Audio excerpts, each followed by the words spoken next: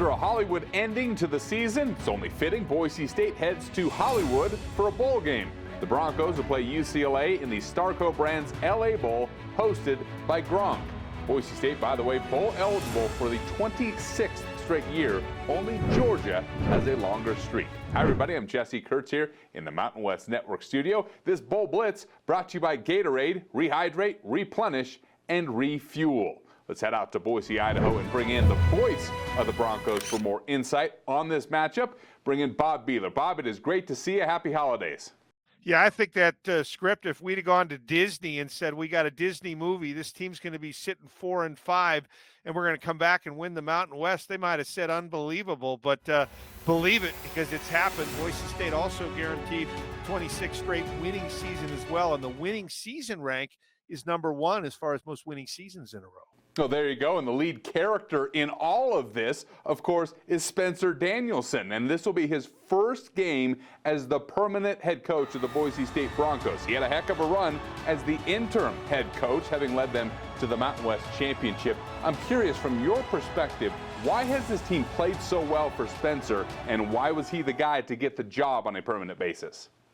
Well, Jesse, I don't think anybody thought that as an interim coach he was going to end up with the job. But I think he coached his way into it. And a lot of people say, well, if you win 3 games, you shouldn't hire somebody. No, I think they won 3 games, but I think it was what people saw behind the scenes about the buy-in from the players.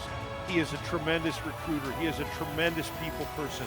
Coaches love working for him. You know, you could just see him as the 3 games moved along, how much he grew and knew and improved himself as it went along. I think there are a lot of reasons that Spencer Danielson, got the full-time gig. I think the fact that players respect him and will run through a brick wall may have been number 1, but I think when you look at all the things behind the scenes, I think that, he was not a favorite to get the job, and I think people kind of saw, a 3-week tryout, and boy, was it a job interview that he had a home run on. Yeah, he nailed that infectious personality everybody loves. First interim head coach to win a conference championship. And Ashton Jeanty, an important piece to this whole puzzle, was super pumped up about the hire, announcing he wasn't going to go into the transfer portal. He wanted to remain a Bronco under Spencer Danielson, and that's huge because this guy was the Offensive Player of the Year in the Mountain West, rushing for 100 or more yards in 7 games, the only player in the nation with multiple rushing pounds of 50 or more yards and multiple receiving touchdowns of 50 or more yards, scoring 2 of each. Boise State has a long history of great running backs. We all know that. Where does he fit into that historic equation? Well, just in the time I've been here since 2008, I have looked. There are 9 running backs that have gone for over 2,000 yards in that time frame in their careers at Boise State. Of course, he is one of them. And I think he's just as dynamic as the best that have been here. Like, if you ask me who I think maybe put together the best season at Boise State, I'd probably say Jay Ajayi in the Fiesta Bowl run of 2014.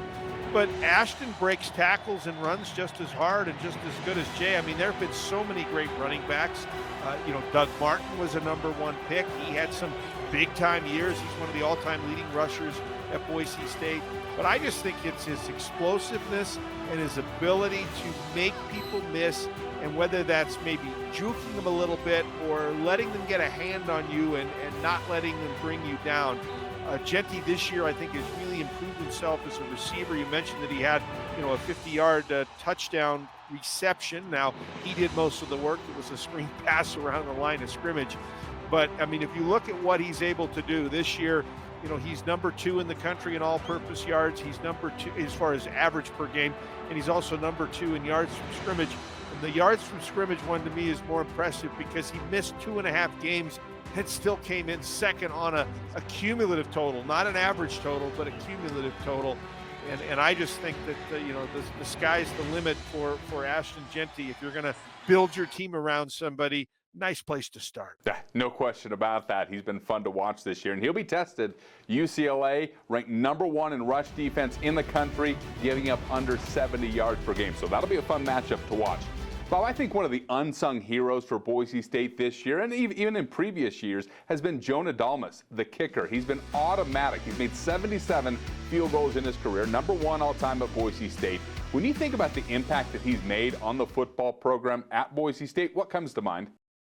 Well, I think maybe his improvement. I mean, you look at the numbers over the last 3 years, and he's been, pretty consistent in that, 89, 90% made field goals, to the point where, he'll trot out there for a 50-plus yarder, and you expect it to go through the uprights. He's 4 of 5 on field goals over 50 yards. Really should be 5 of 6.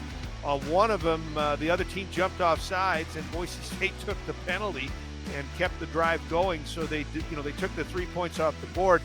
And, that was a kick that, kind of goes to nothing for Jonah Dalmas. But where I think he's improved is his distance this year. As I mentioned, 4 of 5 from outside of 50. He worked on that. He's also better on his kickoffs this year as well, with a lot more touchbacks than he's had. But I think just, kind of cool as a cucumber when he gets out there.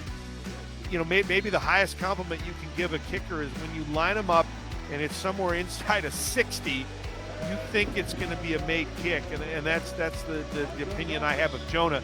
And when you look at what Boise State has been able to do with him and James Ferguson Reynolds, who's finding his way on a lot of different All-America teams as a punter, I don't think there's a team in the country that has a better pair of kicker and punter than Dalmas and Ferguson Reynolds. There may be somebody that you can say has a better kicker, maybe somebody has a better punter. I'm not so sure that either of those would be true, but I guarantee you that nobody has a better pair. So Dalmas, in the game against UCLA that could be tight, especially if their defense is good, a field goal by him might be the difference. It wasn't in the game against UNLV. Boise State won fairly handily, but maybe this one will be a little bit tighter.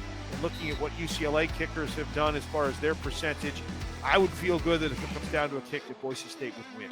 Yeah, not too bad for a guy who started as a walk-on back in 2020. Tremendous leader in the Boise State locker room. Boise State looking to run the Mountain West record in the LA Bowl to 3-0 with this chance against UCLA. Bob, appreciate the insight. Happy holidays and safe travels to Los Angeles. Thanks, Jesse, and thanks to everybody listening as well. That's Bob Behler, the voice of the Boise State Broncos. This Bowl Blitz has been brought to you by Gatorade. Rehydrate, replenish, refuel. You can watch Boise State battle UCLA in the Starco Brands LA Bowl, hosted by Gronk on Saturday, December 16th. Kickoff from SoFi Stadium is set for 4:30 Pacific time and will be televised by ABC. From the Mountain West Network studio, I'm Jesse Kurtz.